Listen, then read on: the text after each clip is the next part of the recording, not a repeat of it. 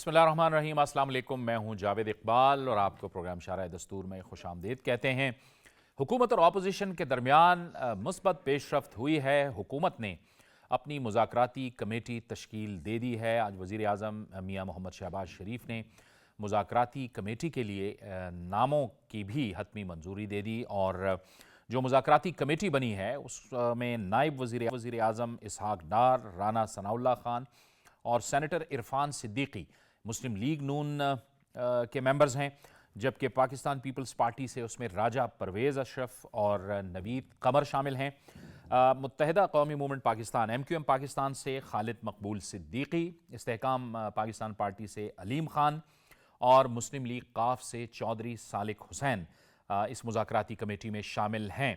और ये हुकूमत के उस अज़्म का इरादा है कि वो जब मुज़ाकराती कमेटी के हवाले से बात हो रही थी तो खुसूसन जो सियासी मुशीर हैं वज़ीर आज़म के राना सनाउल्लाह खान, वो ये कहते रहे हैं कि तमाम जो इत्तेहादी जमातें हैं हुकूमत के साथ उनमें से मुज़ाकराती कमेटी का फ़ैसला किया जाएगा। लिहाजा मुस्लिम लीग नून भी इसमें शामिल है, पीपल्स पार्टी भी और बाकी जो इत्तेहादी जमातें हैं जिसमें MQM, इस्तेहकाम पाकिस्तान और मुस्लिम लीग काफ, ये तमाम के तमाम जो जमातें हैं उनके नुमाइंदे शामिल हैं। ये जो मुज़ाकराती कमेटी तश्कील दी गई है ये दरअसल गुज़श्ता रोज़ ज़ाहिर है तहरीक इंसाफ के जो नुमाइंदे हैं बैरिस्टर और उनके चेयरमैन हैं बैरिस्टर गौहर, वो स्पीकर कौमी असम्बली से मिले थे, सैयद सरदार अयाज सादिक साहब से मिले थे और उन्हें इस्तदा की थी कि वो अपना किरदार अदा करें हुकूमत के साथ मुज़ाकरात के हवाले से। तो उसके नतीजे में ये कमेटी बनी है और इस कमेटी को कौमी असम्बली के स्पीकर सरदार अयाज सादिक ने भी खुशामदीद कहा है और इसी मुज़ाकराती कमेटी को बैरिस्टर गौहर जो तहरीक इंसाफ के चेयरमैन हैं उन्होंने भी खुशाइन करार दिया है। अब इस पहली जो दोनों कमेटियां हैं यानी हुकूमत और अपोजिशन की कमेटी, इनका इजलास कल तलब किया गया है। मुज़ाकरात का क्या मुस्तकबिल होगा एक ऐसे माहौल के अंदर जब तहरीक इंसाफ एक तो सिविल नाफरमानी की वो धमकी दे रही है और दूसरी तरफ जो बानी PTI हैं उनकी जो बहन हैं, उनकी जो हमशीरा हैं, वो रेमिटेंसेस के हवाले से ओवरसीज़ पाकिस्तानियों के लिए ऐलानात कर रही हैं कि जी अगर मुज़ाकरात कामयाब ना हुए तो हम ये जो ज़र मुबादला है उसको रोका जाएगा, उसकी बार बार अपीलें की जा रही हैं। इस तमाम माहौल के अंदर इन मुज़ाकरात का मुस्तकबिल क्या होगा, आज हम अपने इस प्रोग्राम में इस पर बात करेंगे और इसके लिए हमें ज्वाइन कर रही हैं मुस्लिम लीग नून से मोहतरमा ताहिरा औरंगज़ेब साहिबा। ताहिरा साहिबा, आपको हम खुश आमदीद कहते हैं। तज्ज़ियाकार मलिक मंजूर अहमद हमें ज्वाइन कर रहे हैं। मलिक साहब, आपको भी खुश आमदीद। बाबर गोरसी भी हमें ज्वाइन कर रहे हैं। तज्ज़ियाकार बाबर, आपका भी शुक्रिया। और पाकिस्तान पीपल्स पार्टी से हमें सादिया जावेद ज्वाइन कर रही हैं। सादिया, आपका भी बहुत शुक्रिया, आपने हमें ज्वाइन किया। ताहिरा औरंगज़ेब साहिबा, ये जो सूरत हाल है इस वक्त हम देख रहे हैं कि हुकूमत ने भी अपनी कमेटी का ऐलान कर दिया है, तहरीक इंसाफ ने पहले ही कमेटी का ऐलान कर रखा है, लेकिन उसके साथ साथ जो है वो धमकियां भी हैं। तो पहले तो सबसे अहम बात यह है कि हम ज़रा मस्बत बात कर लेते हैं कि ये खुशाइन फ़ैसला है कि हुकूमत ने भी अपनी कमेटी का ऐलान कर दिया है। बिस्मिल्लाहिर्रहमानिर्रहीम। इस कमेटी के बनने से पहले ही स्पीकर असम्बली जनाब अयाज सादिक साहब ने ऐलान किया था कि ना सिर्फ मेरा ऑफिस बल्कि मेरा घर भी इन मुज़ाकरात के लिए खुला है। मैं खुले दिल से खुश आमदीद कहूँगा जो भी मुज़ाकराती कमेटी हमसे डायलॉग्स करने आएगी। तो उसकी रोशनी में मियाँ शहबाज शरीफ साहब PM पाकिस्तान ने ये मियाँ नवाज शरीफ की मुशावरत से कमेटी तश्कील दी, जिसमें बड़े मंजे हुए तजर्बाकार सियासतदान हैं। इरफान सिद्दीकी साहब हैं, जनाब इसहाक डार साहब हैं और राना सनाउल्लाह, ये वो लोग हैं। फिर पीपल्स पार्टी के भी नवीद कमर साहब और राजा परवेज़ अशरफ साहब, उधर से MQM के भी और काफ लीग के भी और इस्तेहकाम पाकिस्तान के भी, सब लोग बड़े समझदार हैं और वो जल्दी जल्दी तैश पे आने वाले भी नहीं, बड़े सुलझे हुए तहम्मुल वाले लोग हैं। और PTI में फुकदान है जिस चीज़ का, वो सब्र और तहम्मुल का है। किसी भी मुज़ाकरात के लिए सब्र और तहम्मुल होना बहुत ज़रूरी है। जब आप मुज़ाकरात की बात करते हैं तो फिर धमकियाँ नहीं दी जाती। अलीमा खान बेचारी सारी ज़िंदगी तो कुछ और उनका शोबा था, लेकिन अब वो सियासत में अचानक वारद हुई हैं, तो ये थोड़ा सा तहम्मुल करें, डायलॉग्स को चलने दें। जो वो चाहती है उनकी मुज़ाकराती टीम, वो गवर्नमेंट को बताएं गवर्नमेंट क्या कर सकती है, वो उनसे डायलॉग करे। ये जो पहले ही है ना, कबल अज़ बर्ग वावेला, अभी मुज़ाकरात शुरू नहीं हुए तो उन्होंने कहा जी ज़र मुबादला का ये कर देंगे। वो ना बात ये है کہ جب ڈائلاگس کی ابتدا ہونے لگی ہے تو یہ بڑی خوشگوار بات ہے، خوش آئند بات ہے۔ پاکستان کے اندر نہ صرف سیاسی امن بلکہ معاشی استحکام بھی اسی صورت میں ممکن ہے جب تمام سیاسی جماعتیں، خواہ وہ اپوزیشن میں ہیں یا خواہ وہ ہمارے ہاؤس سے باہر ہیں، پارلیمنٹ کے باہر، ان سے بھی ہمارے ڈائلاگز ہونے چاہیے۔ جب پاکستان کو ہم نے امن اور ترقی کا گہوارہ بنانا ہے، معاشی صورتحال بہتر کرنی ہے، تو سب کی مشاورت ضروری ہے۔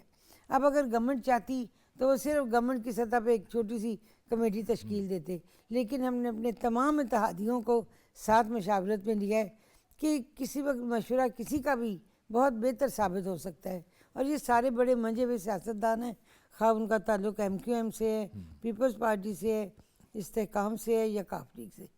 حکومت کے تو خیر بہت سے دھکے روڑے ڈکلے کھا کے اس مقام تک سب پہنچے ہیں، تو ہمیں یہ ڈائلاگس کو خوش آمدید کہنا چاہیے اور PTI کو اپنا رویہ مثبت رکھنا چاہیے۔ ٹھیک ہے، یہ ادھر ادھر کی جو بیان بازی ہے چند دن خاموشی اختیار کر لیں کہ اگر ڈائلاگس ہو بھی رہے ہوں اور اس دوران بھی کوئی کسی قسم کی اس قسم کے شوشے جو جیسے علیمہ باجی فرما رہی ہیں، جو کوئی اور، یہ حرکتیں بڑی شودھی سی ہوتی ہیں۔ میں تو یہ لفظ کہوں گی، سیاست میں بڑی منجھی بھی بات کرنی چاہیے۔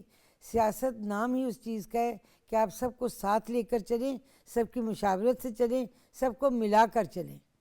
تو اس کے لیے ہمیں بڑا تحمل صبر سے PTI کو سننا چاہیے، PTI کو بھی تحمل کا مظاہرہ کرتے ہوئے عمران خان کے لیے مشکلات نہ بڑھائیں، اپنی پارٹی کے لیے مشکلات نہ بڑھائیں، بلکہ مثبت اقدام لیں اور ایک صحیح سمت کی طرف چل سکیں۔ سیاست انہوں نے بھی آئندہ پاکستان کے اندر کرنی ہے، بالکل صحیح۔ پاکستان سے باہر جا کے تو کہیں عمران خان نے کرنی نہیں۔ یہ کوئی کرکٹ کا میچ تو نہیں، آج اٹلی میں ہوگا، کل لنڈن میں ہوگا، پرسوں بنگلہ دیش میں ہوگا۔ یہ سیاست کا میدان ہے، سیاست کا اور میدان یہ ہے۔ سیاست پاکستان کے اندر ہی ٹھیک رہ ہے، کے عمران خان نے کرنی ہے۔ ٹھیک ہے، تو اس کے لیے صحیح سمت کا رخ اگر انہوں نے اختیار کیا ہے ٹھیک تو ہے، اس کو منزل تک پہنچائیں۔ بالکل صحیح ہے۔ سعدیہ جاوید صاحبہ، آپ کو لگتا ہے کہ جس تحمل کا مظاہرہ آپ لوگوں کی طرف سے کیا جاتا ہے، وہی تحمل کی جو ہم بات کر رہے ہیں، آپ کی کیا توقع ہے کہ وہ تحمل آپ کو ملے گا؟ کیونکہ ظاہر ہے ان کمیٹی میں جو لوگ شامل کیے گئے ہیں بڑے بڑے حمل مزاج اور سیاسی سمجھ بوجھ رکھنے والے سنجیدہ سیاستدان ہیں، بھلے ان کا تعلق نون لیگ سے ہو، آپ کی جماعت سے ہو، MQM سے ہو، علیم خان استحکام پاکستان ہیں، یا چودھری صالح حسین۔ بسم اللہ الرحمن الرحیم۔ سب سے پہلے تو دیکھیں، حکومت سیریس ہے جبھی اتنی جو ہے وہ سنجیدہ لوگوں پہ، سینئر پارلیمنٹیرینز پہ جو ہے کمیٹی قائم کی گئی ہے۔ سیریسنس اس بات سے بھی کہ پاکستان پیپلز پارٹی نے بھی ایک فارمر پرائم منسٹر کو کمیٹی کا حصہ نومینیٹ کیا ہے، اور مسلم لیگ نون نے اپنی طرف سے اس وقت کے ڈپٹی پرائم منسٹر کو اس کمیٹی کا حصہ بنایا ہے۔ آپ کو پتہ ہے کہ پاکستان پیپلز پارٹی اور بالخصوص پریزیڈنٹ آصف علی زرداری مفاہمت اور ڈائلاگ پر یقین رکھتے ہیں، اور ہم ہمیشہ یہ بات کرتے ہیں کہ سیاسی معاملات ڈائلاگ کے ذریعے ہی حل ہوں۔ ابھی ان قریب آپ نے دیکھا ہے کہ 26ویں آئینوی ترمیم پہ chairman Pakistan Peoples Party Bilawal Bhutto Zardari نے مولانا کو ڈائلاگ کے ذریعے ہی راضی کیا۔ ہمارا شاید رابطہ منقطع ہو گیا ہے۔ ملک صاحب، وہی جو دوبارہ بات کر لیں گے پھر سعدیہ صاحبہ سے جب رابطہ بحال ہو جائے۔ جی، سنجیدگی کا جو لیول ہے ہم اس پہ بات کر رہے تھے، اور سعدیہ جاوید صاحبہ نے بڑا درست ایک نشاندہی کی۔ ایک تو سابق وزیر اعظم ہیں اس میں راجہ پرویز اشرف صاحب، اور ایک ڈپٹی پرائم منسٹر اس وقت کے، ظاہر ہے یعنی سنجیدگی کا یہ لیول ہے، تو ہم تو یہی توقع رکھتے ہیں کہ یہاں سے بھی سنجیدگی ہو اور وہاں سے بھی ہمیں اسی طرح کی سنجیدگی ملے۔ جی، بہت شکریہ جاوید اقبال صاحب۔ بالکل، سیاست تو مکالمہ اور ڈائلاگ کا نام ہے، جس طرح میڈم نے کہا کہ سیاست میں مذاکرات کے دروازے نہیں بند ہونے چاہیے۔ یہ ریفلیکشن ہے جو کمیٹی ہے، یہ سارے بڑے سینئر اور بڑے جہاندیدہ منجھے ہوئے پولیٹیشین ہیں، بڑے کلیدی عہدوں پہ فائز رہے ہیں، اب بھی نائب وزیر اعظم میں ہے، جس طرح رانا ثناء اللہ صاحب، راجہ پرویز اشرف صاحب ہیں، مقبول صدیقی صاحب ہیں، علیم خان ہے، تو سارے اپنے سیاست کے شعبے میں منجھے ہوئے کھلاڑی ہیں۔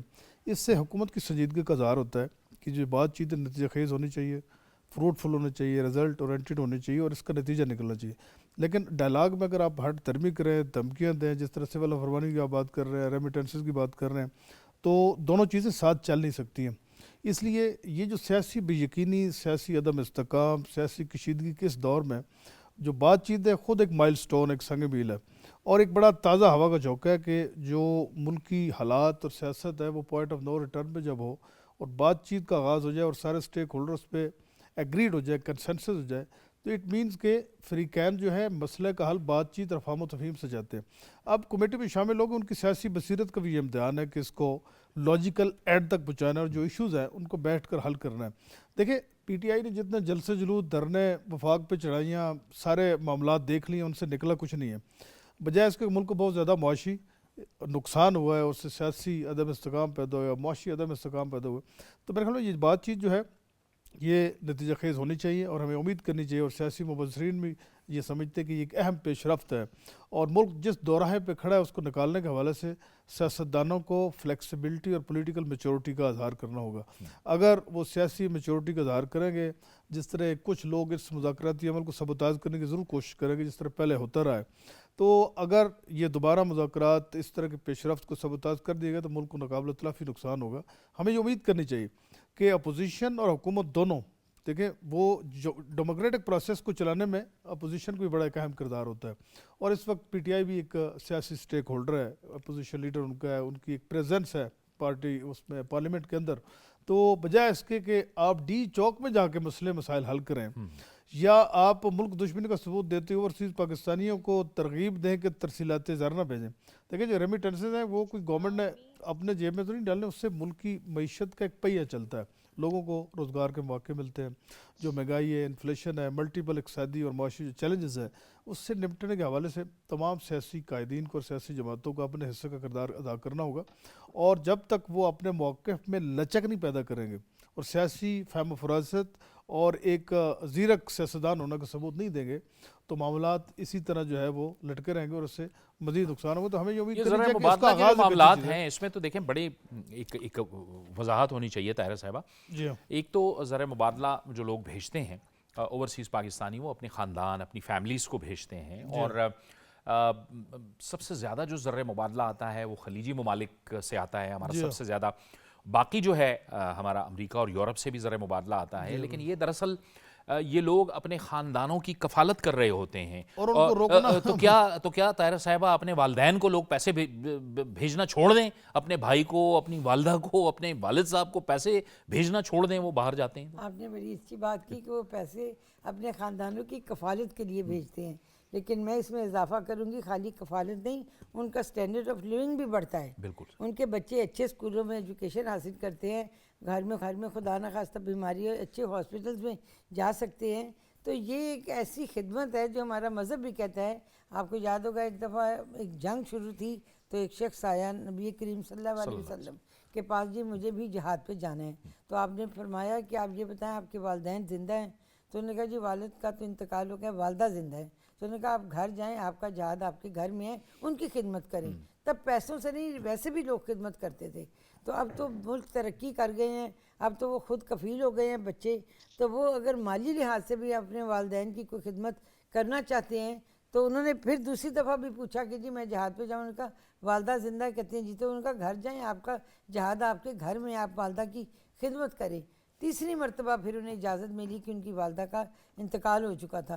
تو یہ ایسی چیزیں جو ہماری مذہب، ہمارے معاشرہ، ہماری سوسائٹی، ہمارا کلچر، ہمارا احادیث پڑھے اگر ہم، تو جو ان رشتوں کا ہم پہ حق ہے، خواہ وہ ماں ہے، باپ ہے، بہن ہے، بھائی ہے، بیٹا ہے، بیوی ہے، ہر رشتے میں ایک حق ہے۔ تو یہ کس قسم کی فضولیات کرتے ہیں، یہ مذہب سے بھی دوری کا پرچار کرتے ہیں، نہ انہیں سمجھ ہے کہ ہمارا مذہب کیا کہتا ہے، دین اسلام کیا کہتا ہے، اور پھر یہ ان لوگوں کو یہ کہہ رہے ہیں، اکسا رہے ہیں جو وطن سے دور صرف کمائی کرنے کے لیے جاتے ہیں۔ آپ نے آئے دن دیکھا ہوگا، کبھی اٹلی میں کشتی الٹ جاتی ہے، کتنے بندے بیچارے پانی میں ڈوب کے جان سے چلے جاتے ہیں، وہ خاندانوں کی کفالت کے لیے، خاندان کی مالی مسائل کو بڑھانے کے لیے پردیس کاٹتے ہیں، اور یہ ان میں بھی شوشے چھوڑ رہے ہیں کہ جی آپ ان کو پیسے نہ بھیجیں، ان کو نہ بھیجیں تو وہ کیا کریں وہاں بیرون ممالک میں۔ جو وہ اذیت زندگی کی اپنوں سے دور ہو کے اٹھا رہے ہیں، انہیں تو اس کا احساس بھی نہیں کہ لوگ وہاں کس طرح رہتے ہیں. ایک ایک پیسہ، ایک ایک پائی وہ اکٹھی کرتے ہیں. وہ بھی چاہتے ہیں ہم اچھے ہوٹلوں میں کھانا کھائیں، اچھے جگہوں پہ کمرے لے کے رہائش رکھیں، لیکن ایک ایک کمرے میں 10 لوگ رہتے ہیں صرف اپنے خاندانوں کی کفالت کے لیے کہ ان کی ہم زندگی کو بہتر بنا سکیں بالکل درست. جتنا عرصہ بار ہے. اور یہ اس قسم کے پیغامات دینا ان کی ذہنی پستی کی علامت ہے اور ان کی اخلاقی گراوٹ کی دلیل ہے. بابر گورسی صاحب، اس میں کوئی شک نہیں کہ وہی پیسے جو آتے ہیں اوورسیز پاکستانی ہمارے سر کا تاج ہیں، ہمارے لیے بڑے اہم ہیں، وہ نہ صرف کفالت کر رہے ہیں بلکہ اس کے ساتھ ساتھ ریزروز، ملک کے ریزروز میں بھی وہ پیسے پڑے ہوتے ہیں اور وہ بھی بڑھتے ہیں. لیکن یہ بہت ہی ایک غیر منطقی سی سوچ ہے. یعنی آپ دیکھیں کہ آپ کی ریاست کے ساتھ اور ملک کے ساتھ جو مخاصمت ہے وہ اس لیول تک چلی جائے کہ آپ کہیں کہ جی میں نے سول نافرمانی کری. حالانکہ بائی دا وے سول نافرمانی جو ہے اور یہ جو زر مبادلہ والی بات ہے یہ عوام نے مسترد کر دیا ہے. جہاں جہاں دیکھیں آپ کے بھی، میرے بھی رشتہ دار بھی ہیں، دوست بھی ہیں، بہت سے جاننے والے بھی ہیں جو باہر کے ممالک میں ہیں، انہوں نے کہا ہم یہ کیسے کر سکتے ہیں کہ ہم اپنے ملک پیسے نہ بھیجیں. جاوید صاحب بالکل آپ نے ٹھیک بات کی. اور دوسرا جو ریمیٹنسز بھیجتے ہیں، جس طرح میڈم نے کہا کہ ہمارے جو 90% لوگ ہیں وہ انہوں نے بھیجنی ہے، کیونکہ وہ اگر ملک کو چھوڑ کے یہاں سے اوورسیز پاکستانی بنے ہیں تو ان کا ایک ہی مقصد ہے کہ ہمارا جو یہاں پہ لیونگ سٹینڈرڈ تھا وہ امپروو نہیں ہو سکتا. ہم یہاں پہ رہ کے اپنے بچوں کو اچھی جگہوں پہ پڑھا نہیں سکتے، میڈیسن افورڈ نہیں کر سکتے، اچھا گھر افورڈ نہیں کر سکتے، اچھی جگہ پہ نہیں رہ سکتے. تو اس لیے انہوں نے اپنی قربانی دے کے وہ گئے ہیں. تو جو 10% ہیں جنہیں آپ کہہ سکتے ہیں کہ وہ ویل اسٹیبلش ہیں اور وہاں پہ بڑے ہیں، تو وہ بھی جو ہیں اپنی فیملی کو پیسے جو ہیں وہ بھیجیں گے. تو اس لیے سول نافرمانی کی تحریک جو ریمیٹنسز کے حوالے سے ہے اس کا رزلٹ تو زیرو ہے.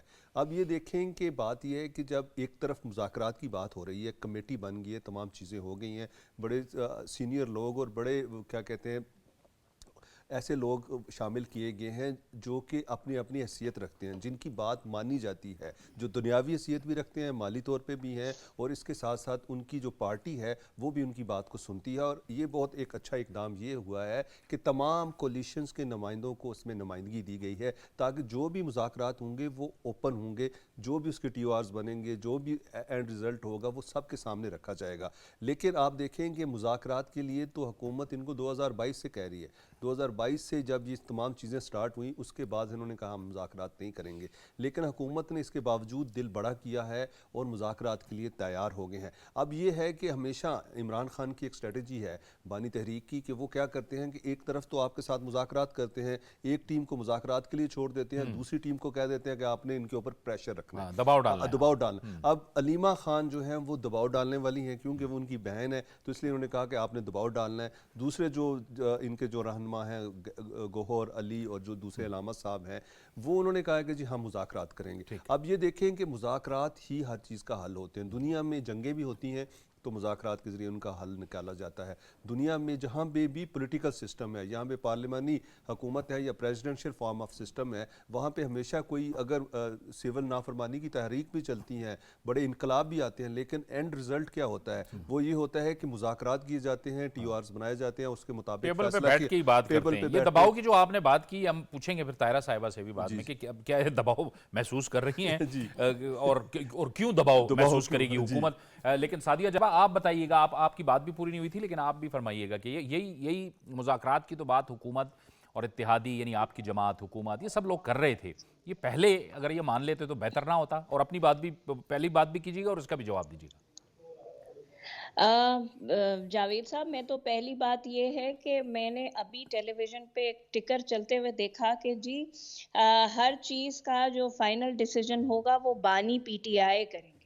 اب ہمیں تو ابھی یہ بھی نہیں پتا کہ یہ جو حکومت نے ایک انیشیٹو لیا، بیرسٹر گوہر جو کہ موجودہ چیئرپرسن ہیں ان کی پارٹی کے، ان کے کہنے پہ وہ خود گئے اسپیکر صاحب کے پاس، انہوں نے کہا ہم ڈائیلاگ چاہتے ہیں، تو وہ خود گئے اور حکومت نے ایک کمیٹی بنا دی ہے. لیکن مجھے نہیں پتا، آپ کو نہیں پتا، پاکستان کے کسی پولیٹیکل پارٹی کو یہ نہیں پتا کہ کل صبح جب لوگ جائیں گے تو بانی پی ٹی آئی جو ہیں وہ اس کمیٹی کو بھی ایکسیپٹ کریں گے یا نہیں کریں گے. پہلا تو مسئلہ ہے یہ.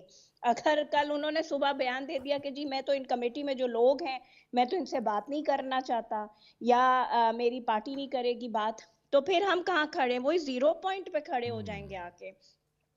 تو پہلے تو یہ کلیئر ہونا چاہیے کہ جی جو یہ انیشیٹو لیا ہے گورنمنٹ نے، جو کہ بہت اچھا ہے، ہم پہلے دن سے کہہ رہے ہیں کہ جی ڈائیلاگ ہونا چاہیے. الیکشن کے بعد بھی پولیٹیکل فورسز نے ڈائیلاگ آفر کیا تھا. میرے چیئرمین نے کہا تھا کہ ہم خود جا کے بات کرنے کے لیے تیار ہیں، لیکن اس وقت بھی انہوں نے کہا تھا کہ جی میں آپ سے کیوں بات کروں، میں تو سیاسی جماعتوں سے بات نہیں کرنا چاہتا.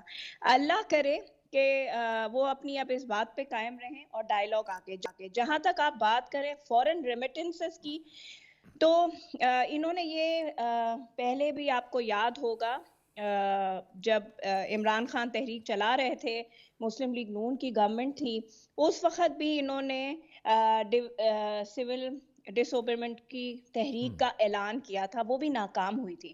اب تو حد ہے کہ اگر میرے خاندان سے کوئی باہر بیٹھا ہے، وہ اپنے والدین کی کفالت کر رہا ہے، اپنے بچوں کو پڑھا رہا ہے، اپنے گھر والوں کی کفالت کر رہا ہے، تو آپ وہ کہہ رہے ہیں کہ جی پیسے روک دیں. علیمہ خان کو یہ باتیں زیب نہیں دیتی. یہ تو مطلب آپ پاکستانی عوام کے منہ سے نوالا چھیننے والی بات کر رہی ہیں. وہ بیچارہ وہاں تکلیف میں بیٹھا گھر بار چھوڑ کر اس ملک کے لیے، اپنے لوگوں کے لیے، اپنے خاندان کے لیے پیسے بھیج رہا ہے، اور آپ یہ کہہ رہی ہیں. تو میرا خیال ہے، اور دوسری بات یہ کہ مذاکرات یہ کیسے ہیں کہ ہم مذاکرات کے لیے تیار ہیں اور تھریٹننگ آ رہی ہے کہ جی ہم یہ کر دیں گے، ہم یہ کر دیں گے. اور دوسری بات یہ کہ بالکل مذاکرات ہونے چاہیے، لیکن یہ 9 مئی کے سہولت کاروں کو، جنہوں نے IMF کو خط لکھے ہیں کہ جی پاکستان کو ڈیفالٹر قرار دے دیا جائے، ان کو قرار واقعی سزائیں دینی چاہیے، ان کو نہیں گورنمنٹ کو معاف کرنا چاہیے. بالکل. طاہرہ اورنگزیب صاحبہ، یہ اب ایک اہم سوال اٹھایا ہے، اور سعدیہ جاوید صاحبہ نے بالکل نیوز کی طرح پروگرام کے دوران ہی انہوں نے ٹی وی چینلز پہ بھی نظر رکھی ہوئی تھی، وہ جو ٹکرز چلے ہیں، جس میں بات وہی ہے جو خواجہ آصف صاحب نے بھی کہی اور رانا ثناء اللہ صاحب نے بھی بارہا کہی کہ مذاکرات کا مستقبل کیا ہوگا کہ اگر بانی تحریک انصاف کی حمایت اس کو حاصل نہ ہو. وہ کمیٹیاں بھی بن جائیں گی، سب کچھ بن جائے گا، لیکن آخر میں وہ کہیں گے کہ جی یہ تو مجھے تو یہ لوگ نامنظور ہیں، تو پھر اس کا مستقبل کیا ہوگا؟ ایک بات. اور دوسرا، دباؤ کیا حکومت محسوس کر رہی ہے؟ وہ حکومت جب 2014 میں 126 دن کے دھرنے سے مستعفی نہیں ہوئی اور حکومت گھر نہیں گئی، پھر 9 مئی کے معاملات کے باوجود مستحکم رہی، پھر 24-26 نومبر ہو گیا، یہ سب کچھ کے باوجود یہ دباؤ بھی ڈالنے کی کوشش کر رہے ہیں، تو آپ لوگ دباؤ میں آئیں گے کیا؟ جاوید صاحب، دباؤ میں گورنمنٹ نہیں آتی، اور دباؤ میں گورنمنٹ آئے گی بھی نہیں، کیونکہ اس کے ساتھ اس کے الائز کھڑے ہیں اور ہم سب متحد کھڑے ہیں. اور سب سے بڑی بات یہ ہے، جو ان پہ جو ایلیگیشنز ہیں وہ بڑے سیریس ہیں. اب 9 مئی کے واقعات آپ دیکھ لیں، جس کی فوٹیج موجود ہے، ہر چیز ہے. ان کے وکلاء کے پاس دلائل دینے کے لیے کوئی بات نہیں ہوتی کورٹس میں، پھر تاریخ پہ تاریخ پڑتی ہے. اور میری بہن نے بالکل ٹھیک کہا کہ ڈائیلاگز ہو بھی جائیں، کامیاب بھی ہو جائیں، لیکن جو لوگ ایکیوزڈ ہیں، جو ملزم ہیں، جو قرار واقعی ہیں، جنہوں نے 9 مئی کے واقعات میں ملوث ہیں، ان لوگوں کو کسی حالت میں معافی نہیں ملنی چاہیے. اور یہ بھی نہیں کہ ان کو سزائیں دینے کے لیے بھی مقدمے چلتے رہیں. ان کے فوری فیصلے ہونے چاہیے، تاکہ قوم کو یہ اندازہ ہو، اس یوتھ کو اندازہ ہو جن کو انہوں نے گمراہ کیا ہے، جن کے ذہنوں میں انہوں نے نفرت بھری ہے. ایک پاکستانی بچہ، قوم کا بچہ جو ہے، وہ ایک پاکستان کا ایسٹ ہے، وہ ایک اثاثہ ہے جس نے آگے جا کے جوان ہونے کے بعد ایک گھر بسا کے اپنے خاندان کی کفالت کرنی ہے. انہوں نے ان کے ذہنوں میں زہر بھرا ہے، اور یہ یوتھ کے ذہن سے زہر اس صورت میں نکلے گا جب ان لوگوں کو عبرتناک سزائیں ملیں گی کہ جو غلط کام ہوتے ہیں ان کا انجام یہ ہوتا ہے. اور ان مقدموں کو لمبا لے کے نہیں چلنا چاہیے. ان کے لیے چاہے فوری انصاف کی عدالتیں بنائی چاہے کوئی کورٹس ہو، لیکن ان کے فیصلے فوری ہونے چاہیے. اور ان لوگوں کو سزائیں جب ملیں گی تو آئندہ سے یہ واقعات رکیں گے. گورنمنٹ پریشر میں نہیں آتی. مذاکرات اللہ کرے کامیاب ہوں اور بانی PTI ان کو تسلیم کر سکے، کیونکہ وہ ایک، میں سمجھتی ہوں، نفسیاتی مریض بھی ہے. سیاستدان کم اور نفسیاتی مریض زیادہ ہے. جب کوئی بات کسی کنارے لگنے لگتی ہے تو وہ کہتا ہے میں، جیسے انہوں نے سب سے پہلے جب اپنی گورنمنٹ میں ہیلپ چاہا تو انہوں نے کہا میں IMF کے پاس نہیں جاؤں گا، میں مر جاؤں گا، خودکشی کر لوں گا. لیکن ہوا کیا؟ اسی IMF کے پاس وہ گئے. وہ اس قسم کی باتیں بے دھڑک کہہ دیتے ہیں جن کا کوئی سر پیر نہیں ہوتا، ہر بات میں یو ٹرن لیتے ہیں۔ ابھی گورنمنٹ میں تھے تو آخری دنوں میں انہوں نے کہا جی پاکستان گورنمنٹ تو ڈیفالٹ کے قریب ہے۔ جب 16 ماہ کی گورنمنٹ ہم نے لی پچھلے دور میں، شہباز شریف صاحب پرائم منسٹر جب بنے، ان 16 ماہ میں ہم نے صرف یہ کوشش کی کہ پاکستان کو اس تباہی کے دہانے سے واپس لا سکیں، اس ٹریک پہ لا سکیں جہاں کہ پاکستان کے عوام کو کچھ نہ کچھ ریلیف مل سکے۔ اب آپ دیکھیں مہنگائی کی شرح ڈبل ڈجٹ سے کیسے آئی ہے اور کیسے کم ہوئی ہے۔ اب انہوں نے کہاں تک وہ لے گئے تھے، ہر چیز کا کیا عالم تھا، حتیٰ کہ انہوں نے بیرون ملک میں جو ہمارے اوورسیز پاکستانی ہیں انہیں بھی نہیں چھوڑا، انہیں بھی اس سازش میں ملوث کر رہے ہیں کہ ہم تو کہتے ہیں نا ہم تو ڈوبے ہیں صنم، تم کو بھی ڈوبیں گے، کہ وہ اپنے گھروں کو پیسے نہ بھیجیں۔ جو لوگ خوشحالی سے کھانا کھا رہے ہیں، بچوں کو اسکول بھیج رہے ہیں، خدا نہ خواستہ بیمار ہو اچھے ہاسپٹل میں جا سکتے ہیں، اچھی جگہ گھر لے سکتے ہیں، یہ چاہتے ہیں وہ بھی سڑکوں پہ بھیک منگوں کی طرح آ جائیں، وہ بھی گداگری پہ مجبور ہو جائیں۔ آدھی سے زیادہ قوم تو پہلے انہوں نے بھکاری بنا چھوڑی۔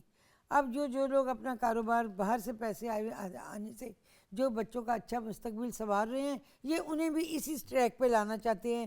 ان کی بہن نے جو حکم دیا ہے، صادر فرمایا ہے، پتہ نہیں وہ کس حیثیت میں، پارٹی کا کوئی عہدہ تو ان کے پاس ہے نہیں، سیاسی ٹریننگ ان کی ہے نہیں، اس کے لیے بڑی تربیت کی ضرورت ہوتی ہے۔ آپ کو یاد ہوگا کہ جب بھٹو صاحب پرائم منسٹر تھے، شہید ذوالفقار علی بھٹو، تو انہوں نے محترمہ بے نظیر بھٹو کو اپنے ساتھ رکھنا شروع کیا تھا۔ جب وہ بیرون ممالک جاتے تھے ان کو ساتھ لے کے جاتے تھے۔ یہ کیا ہوتی ہے، ایک بچوں کی ٹریننگ ہوتی ہے۔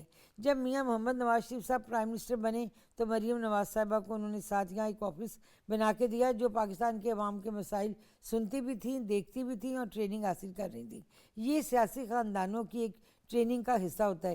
یہ تھے ایک کھلاڑی اور اناڑی۔ اس کے بعد انہوں نے آگے تو کیا تربیت کرنی تھی، اپنے بچے ان کے بیرون ملک میں، اور بیرون ملک جو بچے ہیں وہ ان کا تو نان نفقہ چل رہا ہے ننیال میں، خوشحالی سے ماشاءاللہ پل رہے ہیں، سب کچھ ہے۔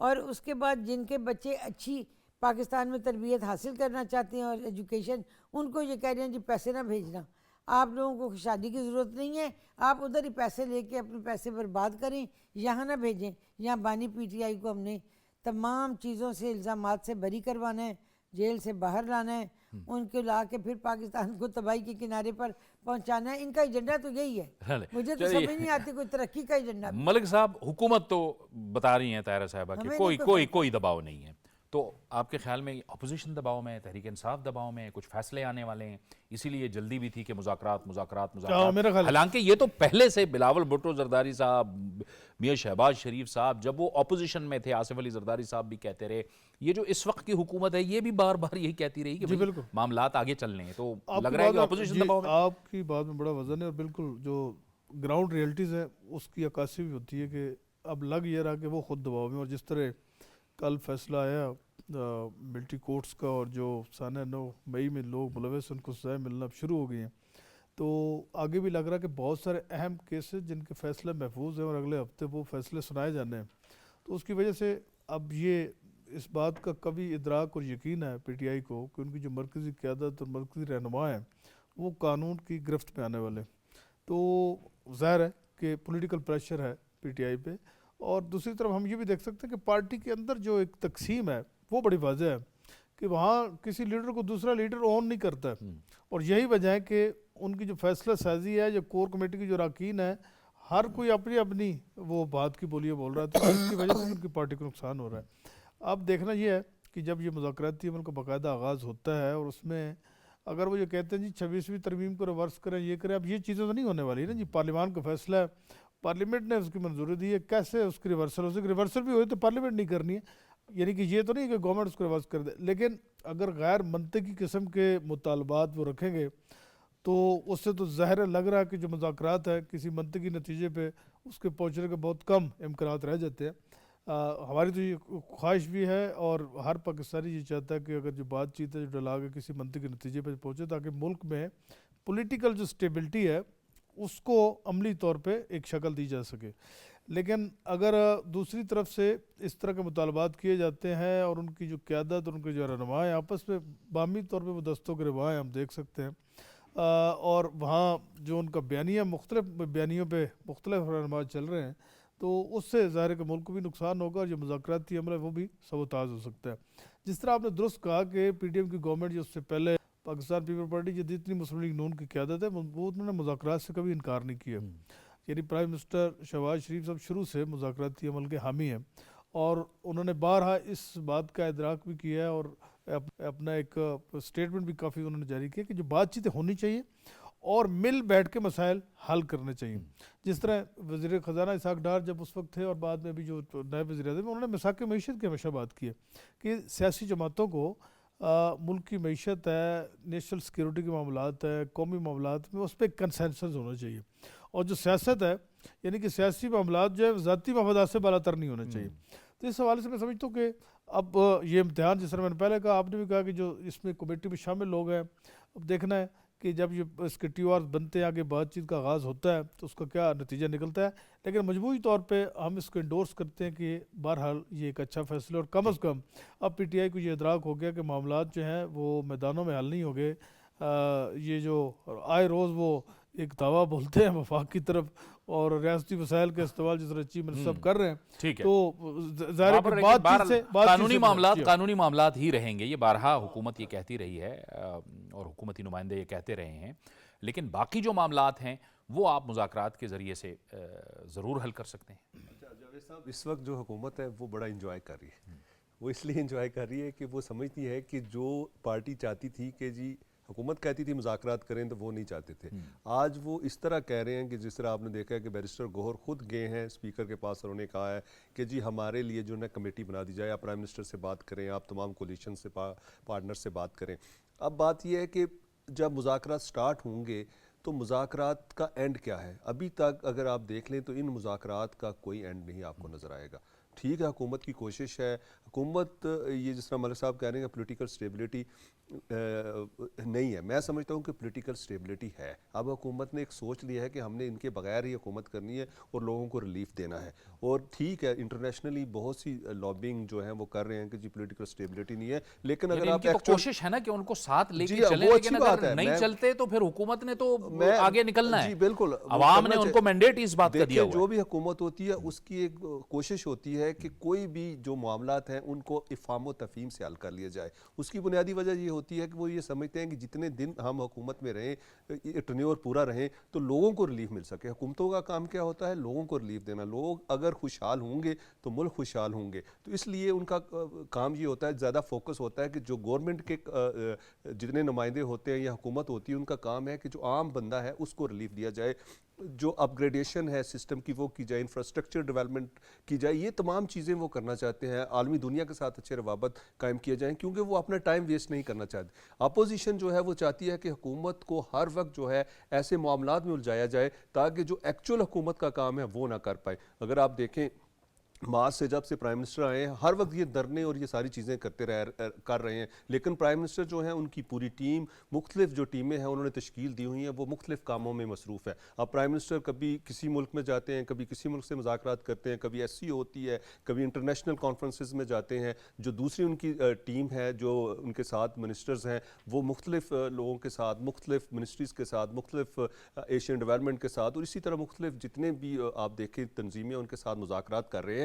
تو اس کا مقصد یہ ہے کہ حکومت جو ہے وہ سنجیدگی سے یہ سوچ رہی ہے کہ اگر ہم نے اگلی دفعہ ووٹ لینے ہیں تو ہمارا ایک ہی ایجنڈا ہے، لوگوں کو ریلیف دیا جائے اور ساتھ ساتھ جو پولیٹیکل اس وقت حالات ہیں ان کو بہتر کرنے کی کوشش کی جائے. اب بہتر کرنے کے لیے انہوں نے دل بڑا کیا ہے، انہوں نے ایک کمیٹی بنا دی ہے، لیکن اب کمیٹی جو ہے وہ جس طرح میڈم نے کہا کہ وہ کمیٹی جو ان کی کمیٹی ہے وہ یہ چاہے گی کہ بانی تحریک کو رہا کیسے کرنا ہے. لیکن بانی تحریک کو رہا نہ حکومت نے کرنا ہے، نہ اسٹیٹ نے کرنا ہے، نہ لوگوں نے کرنا ہے. ان کو رہا اگر کرنا ہے تو قانونی تقاضے اگر عدالتیں کہیں گی ان کی سزا معاف ہوگی یا ان کی سزا نہیں ہوگی تب جا کے بات ہوگی. ابھی تو توشہ خانہ کا جو فیصلہ ہے وہ بھی محفوظ ہے، ہو سکتا ہے کل سنا دیا جائے تو اس کے بعد کی صورتحال تو اور ذرا چینج ہو جائے گی. لیکن ایز اے ہول مجموعی طور پہ ہماری توقع یہ ہے کہ معاملات آگے بڑھیں گے. سعدیہ جاوید صاحبہ، ہماری توقع تو یہی ہے نا. ظاہر ہے حکومت نے اسی نیت سے یہ سب کچھ کیا ہے اور اپوزیشن بھی اسی نیت کے ساتھ آگے بڑھی ہے، تو ہمیں تو ایک مثبت توقع کرنی چاہیے معاملات کی. जी, हमें बिल्कुल मुस्बत तवक्को करनी चाहिए। हुकूमत ने अपनी तरफ से 2 कदम वो आगे बढ़ी है। अब बानी पीटीआई को चाहिए कि वो अपनी टीम्स को इजाज़त दें, जो वो फैसला करें, क्योंकि आपको याद होगा तमाम आपके साथ जो तज्ज़ियाकार 26वीं आईनी तरमीम के वक़्त भी पीटीआई के जो रहनुमा उस कमेटी का हिस्सा थे वो एग्री कर गए थे, लेकिन उन्होंने कहा था कि हमारी मजबूरी है क्योंकि बानी ने इनकार कर दिया है। तो मैं तो तवक्को करूंगी कि गवर्नमेंट ने एक अच्छा इनिशिएटिव लिया है, तमाम पॉलिटिकल फोर्सेस उस कमेटी का हिस्सा हैं। मैं समझती हूँ कि लेकिन अब देखना ये है कि कल सुबह जब बानी पीटीआई के पास मीडिया और उनके लोग पहुंचेंगे, वो इस कमेटी को एक्सेप्ट करें और गो हेड दें कि जी आप लोग मुज़ाकरात करें। अच्छा, तो आप ये कह रही हैं ताहिरा साहबा, लेकिन लगता है आपको कि एक्सेप्टेंस होगी, क्योंकि इसमें देखें ज़ाहिर है तमाम इत्तेहादी शामिल हैं और यही कुछ है। अच्छा, लेकिन शेर अफजल मरवत साहब हमें ज्वाइन कर रहे हैं इस वक्त टेलीफोन लाइन पे पाकिस्तान तहरीक इंसाफ से। शेर अफजल साहब, बहुत शुक्रिया आपका। आपने बहुत कम वक्त में पार्टी में आए कुछ अरसा पहले, और आप सेन वॉइसेस में उनकी शामिल हैं और हमेशा से आपने मुज़ाकरात की बात की है, मुझे यह मालूम है। ये जो कुछ अब पेशरफ्त हुई है, आपको लगता है कि मामलात दुरुस्तगी की जानिब जाएंगे, क्योंकि आपकी जमात ने भी इसे खुशाइन करार दिया है? बहुत शुक्रिया जावेद। पहली बात तो ये है कि इस कमेटी का और गवर्नमेंट की कमेटी का बनना इन हालात में, जबकि 26 नवंबर के ताज़ा सामने हुआ है, ये भी एक बहुत बड़ी कामयाबी है सियासी कुव्वतों की, और इसका क्रेडिट दोनों तरफ इनको जाता है कि इन्होंने ये सोचा है कि जिन संगीन हालात से पाकिस्तान दो चार है, जो सियासी अदम इस्तेकाम है और जो नफरत की रविश चल पड़ी है, इंतकाम जो है और गुस्सा और जुनून जिस तरीके से सियासत से ज्यादा मुआशरत में फैल गया है, इसके लिए अब पाकिस्तान की तमाम संजीदा ताकतों, सियासी ताकतों ने ये सोचना है, और ये एक इन कमेटियों पे इंतहाई अहम जिम्मेदारी आई हुई है। उनकी तवक्कुआत हैं, पाकिस्तानी तंग आए हुए हैं ये रोज रोज के खलफशार और इंतशार से। वो चाहते हैं कि सियासी इस्तेकाम आ जाए, कानून की हुक्मरानी हो, अदलिया की आज़ादी हो, और ये जो मुल्क में बदअमनी फैली हुई है, जो भी हो रहा है, इससे आम पाकिस्तानी जो है वो परेशानी का शिकार है। तो लिहाजा इस कमेटी को खुदा ने अब जब इस मकाम पे पहुंचा दिया कि ये कल मिल बैठ रहे हैं, अपनी जिम्मेदारियों का एहसास करते हुए पाकिस्तान के मफाद में और मुल्क के एक बेहतर मुस्तकबिल के लिए उन्होंने तमाम तकालीफ और तमाम जो डिस्ट्रैक्शंस होंगी जो आएंगी किसी न किसी शक्ल में, और किसी कोशिश शुरू हुई है कि मुज़ाकरात को जो है वो नाकाम बनाया जा सके। लेकिन मेरा ख्याल है, मैं समझता हूँ पीटीआई के पास भी ये एक मौका है, क्योंकि हमारे सामने अगर आगे काई है पीछे भी काई है, और हम इतनी मार खा गए हैं कि या तो हम मुज़ाकरात में ही पाकिस्तान को जो है वापस अपनी डगर पे ला सकते हैं, और अगर मुज़ाकरात के हाथ पे कोई ये ऑप्शन हम मिस कर जाते हैं तो फिर हमारे पास टकराव के अलावा दूसरा कोई ऑप्शन नहीं है। बहुत आपने अहम बात की शेर अफजल साहब के, दोनों तरफ ये अंडरस्टैंडिंग और ये मुफाहिमत तो पाई जाती है कि इस निज़ाम को अगर चलाना है तो इसमें जितना हिस्सा हुकूमत का है उतना ही एक जिम्मेदार अपोजिशन का है, और जाहिर है आपकी जमात की खैबर पख्तूनख्वा के अंदर भी हुकूमत है, आप भी निज़ाम का हिस्सा हैं। तो एक ये भी एक अंडरस्टैंडिंग जो है दोनों को मजबूर करेगी कि वो इसका कोई मस्बत नतीजे की तरफ और लॉजिकल एंड की तरफ जाएं। शेर अफजल साहब, फिक्र मैंने नहीं सुना, दोबारा कहिएगा। मेरा कहना यह था शेर अफजल साहब कि दोनों तरफ ये समझ बूझ पाई जाती है, जैसे कि आपने फरमाया तफसील से, कि इन मुज़ाकरात का एक लॉजिकल एंड होना चाहिए हर सूरत में, क्योंकि आप लोग भी निज़ाम का हिस्सा हैं, खैबर पख्तूनख्वा में हुकूमत है, ऑपोजिशन में आप लोग मौजूद हैं। जी बिल्कुल, इनका इस बंद के अंजाम तक पहुंचना चाहिए, और अगर जरूरी हो मरहलावार होने चाहिए। पहले मरहले पे फरीकेन जो है वो जिस तरफ गुड विल दे सकते हैं, पाकिस्तान को एक पैगाम दे सकते हैं कि सियासी कुव्वतें जो है वो मुल्क में अवाम की खुशी के लिए अपने ज़ाती अनाद, इंतकाम, नफरत को बुला के एक अच्छी फिजा कायम कर सकते हैं। साथ में जो थोड़े बहुत एक दूसरे को वेट करने का सिलसिला है वो शुरू हो सकता है। और बड़ी बड़ी जो बातें हैं, जो शराइत है, मुतालिबात है, क्योंकि इन मुज़ाकरात में कोई लिमिटेशन नहीं है कि किसी फरीक ने क्या बात करनी है क्या नहीं करनी है। तमाम मुतालिबात, तमाम मसले मसाइल टेबल पे डिस्कस होंगे। अगर बड़े मसले हैं जो मुज़ाकरात को रुकावट में डाल सकते हैं तो उनको दूसरे मरहले के लिया जा सकता है, तीसरे मरहले के लिया जा सकता है, लेकिन पहले मरहले में वो मामला जो है वे होने चाहिए जिससे फरीकैन के माबैन थोड़ा सा एतमाद कायम हो और थोड़ा सा मुज़ाकरात को पायदार बनाने के लिए और मंतकी अंजाम तक पहुंचाने के लिए राह हमवार हो। बिल्कुल सही। ताहिरा साहिबा, यानी शेर अफजल साहब तो उन वॉइसेस में हैं जो हमेशा से बात करते रहे कि मुज़ाकरात के ज़रिए से आप आगे बढ़ें, और अभी वो मुस्तकिल यही बात कर रहे हैं। देखिए, जितनी बड़ी बड़ी जंगों पे आप नज़र डालें, जब वो जंगें तबाही बर्बादी के दहाने अबूर कर चुकी होती थी, फिर डायलॉग्स ही होते थे। ये डायलॉग जो हैं ये होने इस मुल्क की सूरत हाल के लिए इंतहाई ज़रूरत है।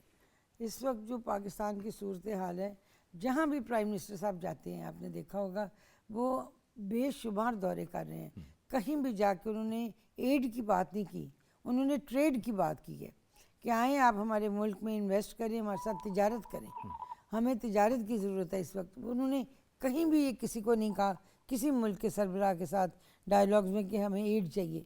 अब हमें ट्रेड चाहिए, हमारे लोगों को रोज़गार चाहिए, यहाँ अमन होगा तो सब कुछ होगा। तो ये डायलॉग्स इसलिए भी ज़रूरी हैं कि बानी पीटीआई जो इस वक्त जेल के अंदर हैं और फ्रस्ट्रेशन का शिकार हैं, और दिन ब दिन ये फ्रस्ट्रेशन बढ़ रही है, इसीलिए वो अपना बयान बार बार बदलते हैं। कभी कोई कुछ किसी को कहती है, किसी को कुछ, किसी को कुछ।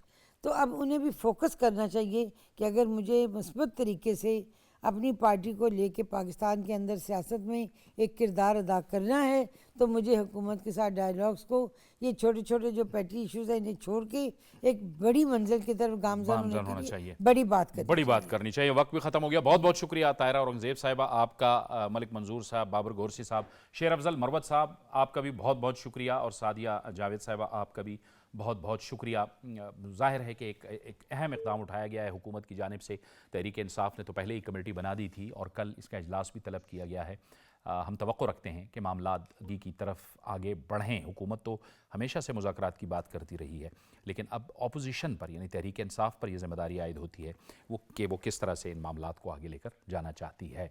मेरे ख़्याल में मुल्क की सलामती के लिए और मुल्क में सियासी इस्तेहकाम के लिए और माशी इस्तेहकाम के लिए अपोजिशन को अपना जो पुराना रवैया है उसे तर्क करना होगा और आगे बढ़ना होगा। नज़रियात का इख्तिलाफ होगा, सियासी एजेंडों का इख्तिलाफ होगा, लेकिन पार्लियामान के अंदर सब कुछ होना चाहिए। जावेद इकबाल को इजाज़त दीजिए। अल्लाह हाफ़िज़।